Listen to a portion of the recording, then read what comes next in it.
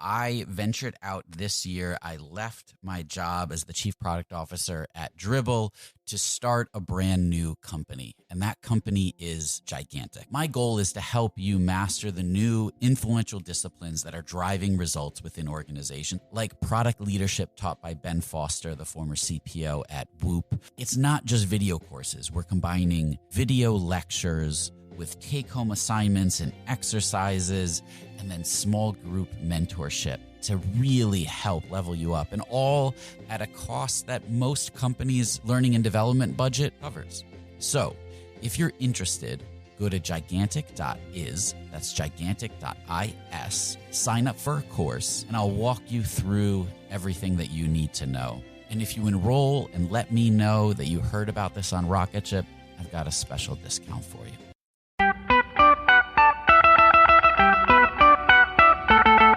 Welcome to the Rocketship podcast. I'm Michael Sacca. I'm Joelle Steiniger. And I'm Matt Goldman. And we're having 20-minute talks with entrepreneurs teaching you how to launch your product into revenue. Check out our book at howtobuildarocketship.com to reserve your launch discount and to download a free chapter.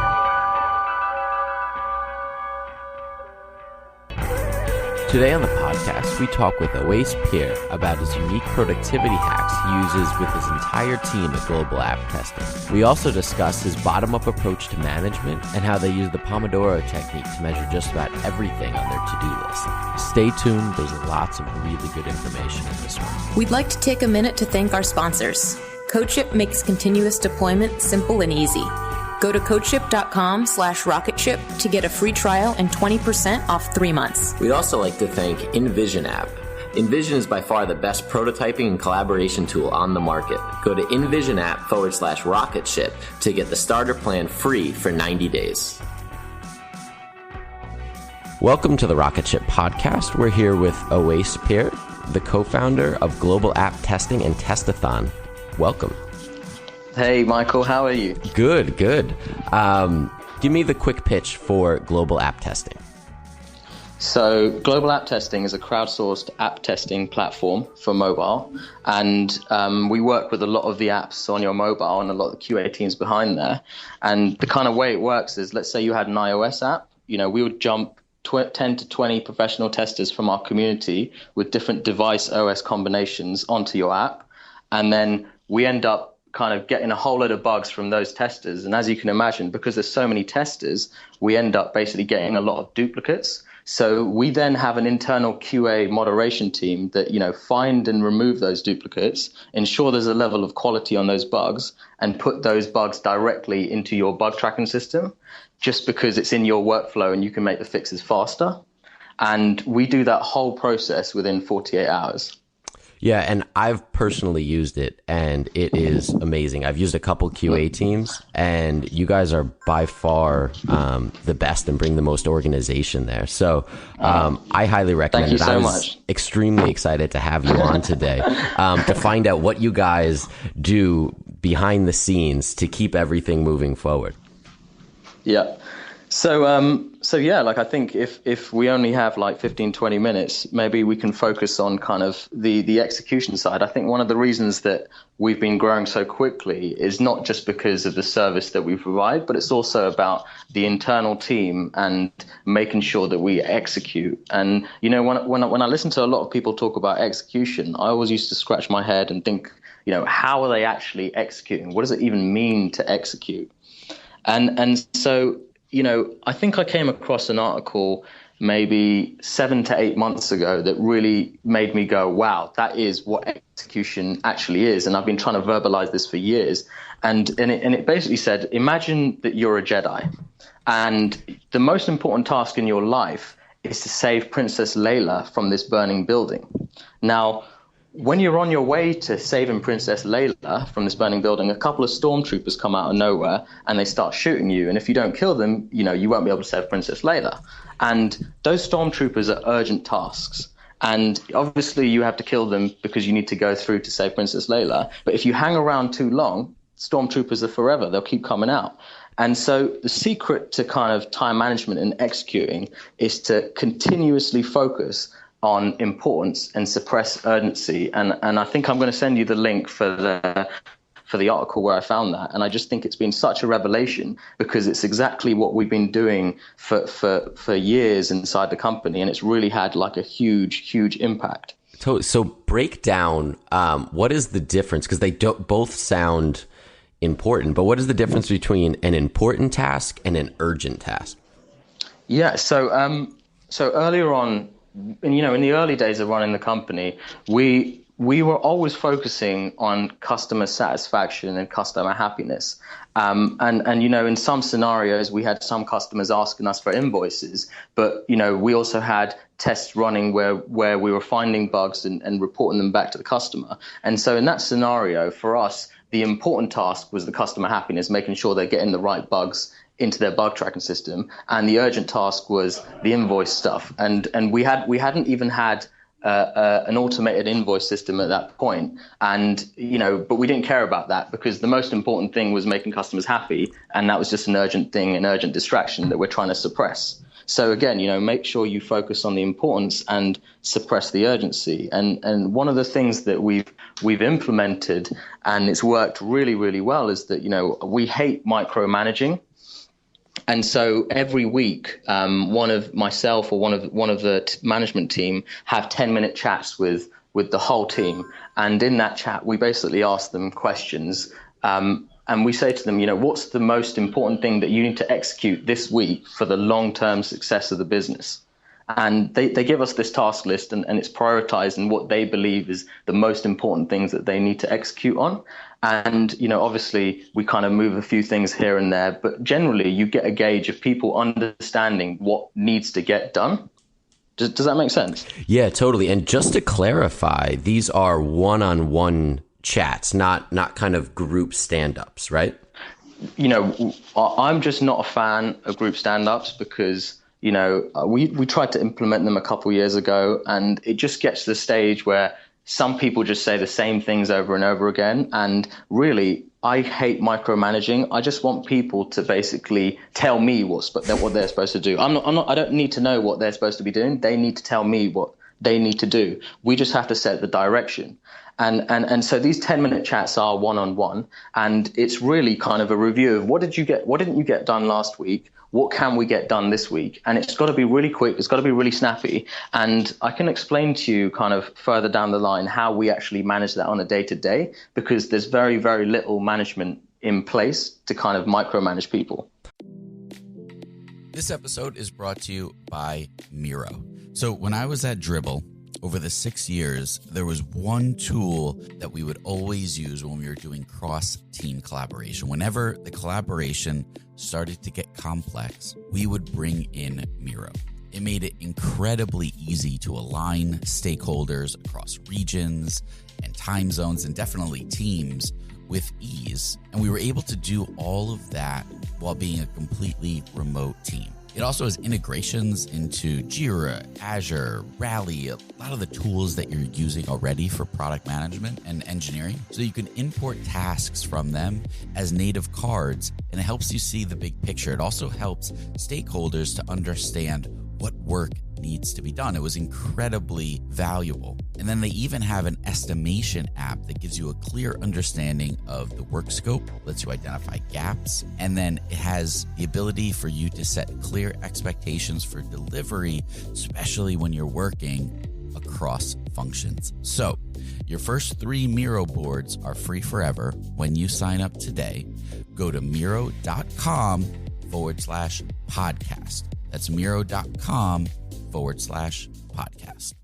Yeah, and I think we'd love to kind of jump in and see how because you have a very interesting way to tackle to-do lists. So I'd love to kind of break that down. If you could give us an example of what the method is that you use to set up to-do lists, because it's a little different than reply to emails. Yeah. So I'm very kind of anal about structure. And, whenever anyone comes on board within the business, we're very big on training and learning. And that's kind of one of our core kind of culture traits. And so whenever anyone gets on board, I kind of go through them I teach them all of our processes, but I actually go through to-do lists very in detail. And I look at a to-do list as an extension of your brain. And, I used to see people writing down stuff in their to-do list, like reply to email. And I used to look at it going, you've got like 300 emails. How is that a task that you should be just writing like 4 or 5 words for? And so, instead of writing, so the first part of it is be very specific about the task that you're actually going to be doing. So instead of writing reply to emails, it should be reply to 3 emails from John, Jeff, and Jones. And not only do you do that, you actually estimate how long it's going to be taking for you to complete that task. So the second part of that is put an estimation on the time you think it will take to execute. So let's say those 3 emails take 12 minutes. So it would be reply to 3 emails from Jack Jones, 12 minutes, and add a due date. And that's the third thing. So be specific, have an estimation on the actual time and have a due date on it. And once you end up doing that and adding all the tasks into your to-do list, and you should continuously be adding them into your to-do list, you then can start sorting them out in order of importance. And I can't express to you, if I see people on our team without their to-do list somewhere up, it's just like, I'm going crazy, and everyone knows that now. And so they just continuously adding tasks. So anytime I say to them something, I just see people adding it to their task list. And that way, no one's ever forgetting to do anything because it's always being documented out there. Oh, yeah. So, how long do you spend in the morning kind of laying out like your day? Is this is this like 30 minutes? How long have you gotten this down to? So for me personally, it takes me anywhere from 4 minutes to 4 to 7 minutes. And you know what? I've actually timed myself doing this. Okay. And it's not because you don't have to actually add all of your tasks in because they're they're already there. The only thing that you need to do is just prioritize them in order of importance. And that's the same with the whole of the team. And, every morning, once they've done that, we have this chat room in our hit chat, and they'll basically go, Tuesday, and then they'll go dash, and they'll paste the exact most important thing that they need to do. And all of a sudden, me or any of the management team will basically look inside that group, or whether it's the sales group or the operations group, and we'll be able to go, oh, that's you can all of a sudden see an overview of the most important tasks that the whole team, the whole organization are executing for the long-term success of the business. And it's just removed so much micromanaging because they're basically telling me what they're supposed to be doing. And if in any scenario I'm like, well, what about this? This is kind of important. I'll just have a quick chat with them. I love that because it really is. It's empowering to everyone that's working there, and it gives you an insight into their perspective, which is something that you don't always have because you're managing the entire company, and they are kind of focused on one aspect of it, and a lot of times that kind of feedback gets suppressed, and I think that's great that you guys have taken the initiative to dig that out. Yeah. I completely agree with you. There is so many scenarios where I always say to people, if I know more about what you're supposed to be doing, you shouldn't be here. Mm-hmm. And in that scenario, and I have to say that because they have a visibility of operations that I can't have because I've got a visibility of everything. Right. And they should be more specialized than like me in certain areas, and therefore they should know more about it than I should. Yeah. And that's why they should be telling me specifically what they're doing. And I think it's kind of like a network effect. I think in a lot of organizations that I've seen, that there's a lot of micromanaging, which means that the only brain power that's being used is the kind of top management, and everyone else is just like the drones that are needing to complete tasks. Whereas in this scenario, it's kind of like we're using a network of brains to make sure that we're completing everything and focusing on the right things. Yeah, absolutely. And it's not an unfathomable like kind of culture to achieve. And so I think it's great.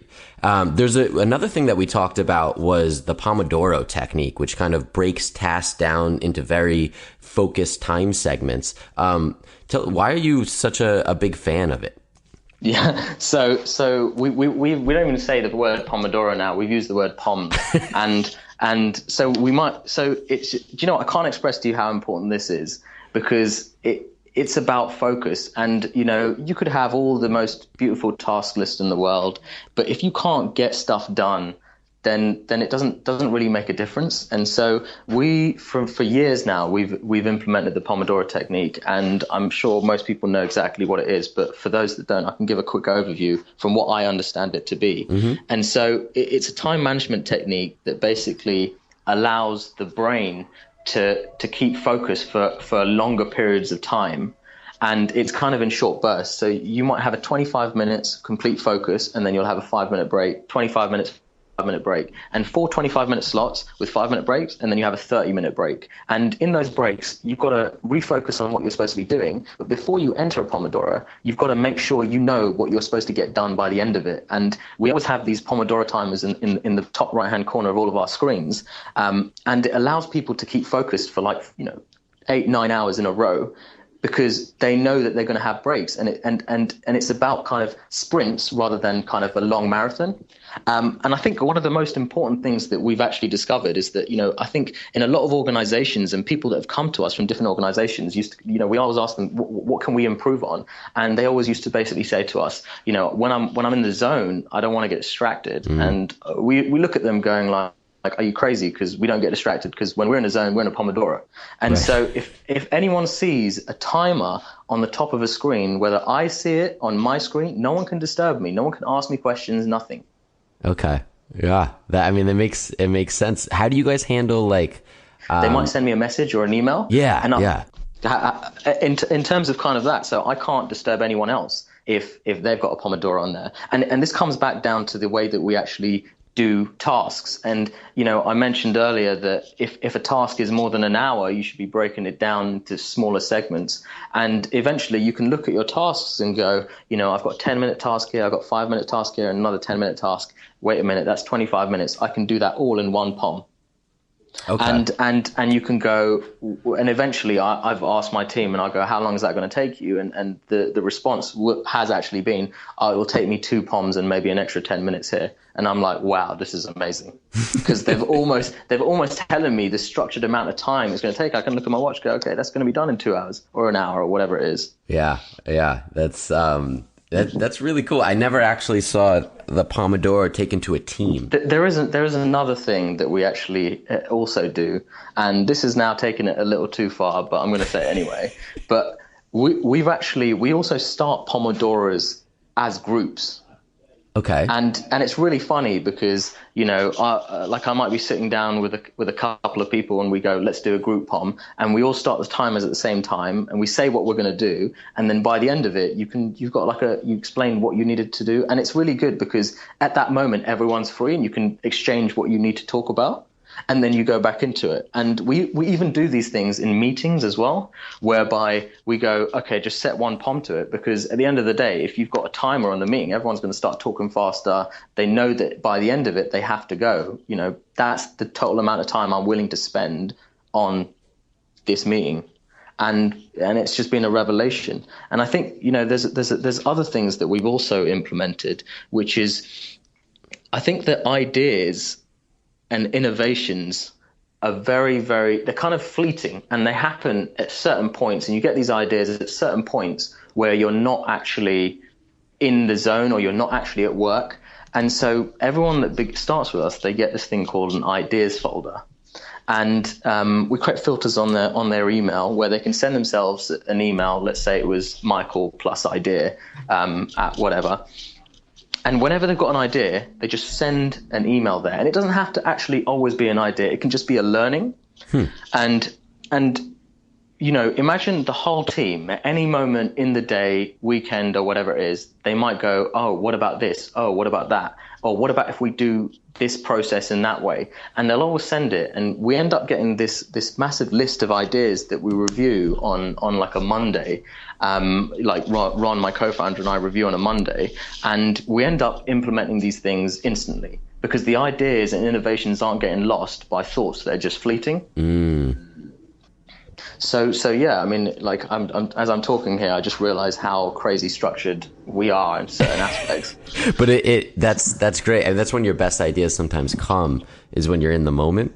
And if you wait to the stand up and then you have to tell the idea, which may be a little silly to you, to an entire team, you may not even get those ideas up to management, or up to the people who can decide, like, yes, let's implement it. So just going to ask about Testathon. Okay. Yeah, I wanted to kind of touch on the innovation in QA space, just so you can give us a quick overview of how you guys started doing these Testathons. Yeah. So one of the ideas that that Ron and myself kind of received, and we saw it ourselves, was, we speak to so many testers, and we realize, and we go to a lot of hackathons, and we realize these testers never get invited to hackathons, because who wants someone there that's going to find a whole load of bugs? Because, you're building something in a 24-hour period, it's going to have a whole load of bugs anyway. And so, it's almost like the community that we have and us as QAs are being neglected from hackathons. So, in January of this year, we put on the world's first testathon. And a testathon is a day event where we get a few apps down, and we get, on the London one, we had 50 of the best testers from the UK come down for the world's first testathon. We even had the Spotify team fly in from Sweden. And we tested 3 apps. And we found a whole lot of bugs in there, and we gave away, I think it was £10,000 worth in prizes to these testers that found the best bugs. And it was just an amazing day. And I think it's about kind of, with what we're doing, yes, we find a whole lot of bugs, but there are people behind it, and there is a community. And like the ideas that we generated from the idea filter, that was one of them. And it's just been amazing since. We've just done one now with that same Spotify team at the Spotify offices in Stockholm. And we're planning a few more now. So hopefully, if you're a QA out there, you should definitely come down. That's amazing. Yeah. So tell us, where can we keep up with you and the global app testing team online? In terms of where you can keep up with us, you can follow Testathon. We're on Twitter. We also have a YouTube channel where we post out, a really short clip of the actual Testathons that we're running. And my personal Twitter handle is Owais Peer, OWAISPEER. And I'll update everyone on what we're doing, where we're doing it. And if anyone's ever around in London, just shoot me a tweet and come down to the office and say hi. And did you have, I know you guys wanted to give a special offer to the audience here. Yeah, so I've just spoken to the head of QA in our team, and they said, look, if any of the startups need any kind of help with any QA challenges that they want, then they're willing to give like a 15 to 20 minute quick call to jump on a call with them and see if they can help them in any way. Because, at the end of the day, we've been through all of the QA challenges. You can't even imagine how much some of the stuff that we've seen. So we've got like this hotbed of knowledge, and I'm willing to help anyone that's trying to build something amazing. Yeah, that's an amazing opportunity. So thank you very much for coming on, and we'll talk to you soon. Appreciate your time. Thank you so much. Thanks for listening to another episode of the Rocketship podcast. If you haven't yet, pop open iTunes and subscribe to be notified of future episodes. We have some really great ones lined up. And while you're there, leave us a review. We really appreciate each and every one of them.